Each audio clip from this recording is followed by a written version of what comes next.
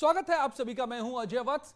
चुनाव से पहले बीजेपी में योगी आदित्यनाथ का कद बढ़ा है और इसकी एक तस्वीर रविवार को दिल्ली में हुई बीजेपी राष्ट्रीय कार्यकारिणी की बैठक में देखने को मिली। कार्यकारिणी की बैठक में अमित शाह, नितिन गडकरी, राजनाथ सिंह के साथ पहली पंक्ति में योगी आदित्यनाथ को भी जगह थी। कार्यकारिणी में प्रस्ताव पेश करने का मौका भी दिया गया। सिर्फ योगी ही ऐसे मुख्यमंत्री थे जिन्हें बैठक में शामिल होने के लिए दिल्ली बुलाया गया था। ऐसे में ये तस्वीरें बताने के लिए काफी हैं कि पार्टी के भीतर राष्ट्रीय स्तर पर मुख्यमंत्री योगी का कद बढ़ रहा है।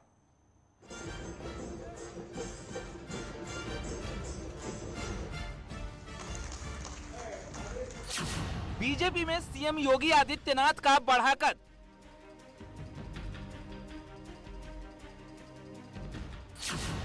मोदी शाह के बाद बीजेपी का चेहरा होंगे योगी।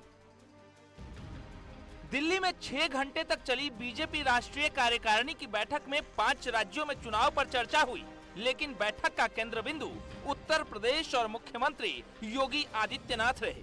अमित शाह, राजनाथ सिंह के साथ योगी आदित्यनाथ को राष्ट्रीय कार्यकारिणी की अग्रिम पंक्ति में जगह दी गई। ऐसा माना जा सकता है कि योगी को मोदी और अमित शाह के बाद नेशनल लीडर के तौर पर प्रोजेक्ट करने की कवायद शुरू हो चुकी है, क्योंकि पूरी कवायद में सिर्फ योगी आदित्यनाथ ही दिल्ली पहुंचे थे।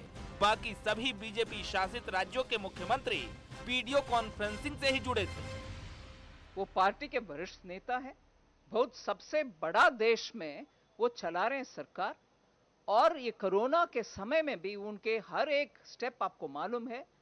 वो चाहे वो माइग्रेंट वर्कर हो, चाहे गांवों में रोजगार पैदा करने के लिए उनका कोशिश हो, और अभी भी उसके बाद जो एम्प्लॉयमेंट के लिए वो उनके तरफ से काम हो रही है, ये इन सभी विषयों को मन में रखते हुए पार्टी के एक कार्यकर्ता पार्लियामेंट में बहुत सालों से है, इसीलिए क्यों नहीं बुलाया। राष्ट्रीय स्तर पर बीजेपी में योगी आदित्यनाथ का कद बढ़ने के कई कारण हैं।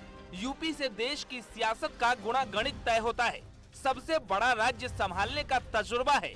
महिला सुरक्षा, गैंगस्टर पर कार्रवाई, चहुमुखी विकास का दावा और कोरोना काल में योगी का यूपी मॉडल, जिसकी सराहना पूरे विश्व में हुई थी। यही वजह थी कि सीएम योगी को कार्यकारिणी में प्रस्ताव पेश करने का मौका मिला। सीएम योगी जब प्रस्ताव पेश कर रहे थे तो जीत के हर दांव का जिक्र कर रहे थे।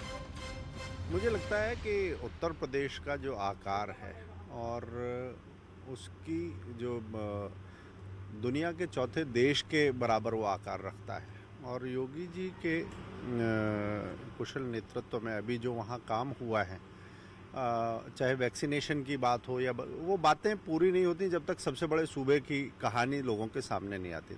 लेकिन सरकार के काम का लाभ कैसे मिलेगा, जनता का वोट लेने के लिए क्या करना होगा और वो कौन सी चीजें हैं जिसके जरिए पब्लिक का प्यार हासिल होगा, इन सब पर भी योगी आदित्यनाथ ने जोर दिया। बैठक में सबसे ज्यादा फोकस कोरोना के खिलाफ युद्ध, केंद्र सरकार की योजनाओं, गरीबों के लिए चलाए जाने वाले कार्यक्रम, कोरोना में बीजेपी कार्यकर्ताओं के काम और विपक्ष के रवैयों को भी जनता को कैसे बताया जाए, इस पर फोकस रहा।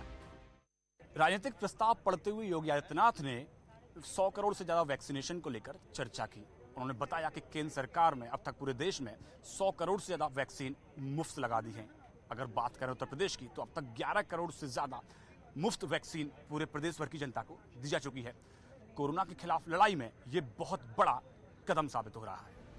सीएम योगी के इस कदम को चुनाव से जोड़कर देखा जा रहा है। विशेषज्ञ इस फैसले को मास्टर स्ट्रोक बता रहे हैं। और ये जो चीजें हैं, ये किसी भी नेता के उसके कद को बढ़ाने की में हमेशा ही कारगर सिद्ध होती हैं। हमने देखा था कि 2011 में जब लखनऊ में भाजपा की राष्ट्रीय कार्यकारिणी बैठक हुई थी, उस समय नरेंद्र मोदी जो कि मुख्यमंत्री थे गुजरात के, उन्होंने राजनीतिक प्रस्ताव पेश किया था। उसके बाद से मोदी का कद जो था वो और तेजी से बढ़ा था। तो कोई भी नेता को जब इस तरह के पार्टी आगे बढ़ाने का मौका देती है, इस तरह से उनको आगे लाती है, तो निश्चित रूप से उनके कद में इजाफा होता है। इसलिए बीजेपी के सभी बड़े नेताओं ने कार्यकारिणी में यूपी की ही चर्चा की। राष्ट्रीय अध्यक्ष जेपी नड्डा से लेकर पीएम नरेंद्र मोदी तक ने सीएम योगी की तारीफ की। देखो, मुझे तो लग रहा है कि जो हम 300 पार का उत्तर प्रदेश में रखे हैं, हम उसके निश्चित रूप से पास जाएंगे और एक बड़ी जीत होगी। जाहिर है इस वक्त चुनाव को लेकर सबसे ज्यादा फोकस यूपी पर है, क्योंकि यूपी को 2024 का सेमीफाइनल माना जा रहा है। शायद इसलिए ही कार्यकारिणी की बैठक में सबसे ज्यादा सीएम योगी छाए रहे। माना जा सकता है कि अगर योगी के नेतृत्व में बीजेपी यूपी में दोबारा सत्ता पाने में कामयाब रही तो योगी आदित्यनाथ को बीजेपी नेशनल लीडर के तौर पर सबसे बड़े चेहरे के रूप में प्रोजेक्ट कर सकती है। न्यूज़ 18 के लिए दिल्ली से पवन गौड़ के साथ मेनका चौधरी की रिपोर्ट।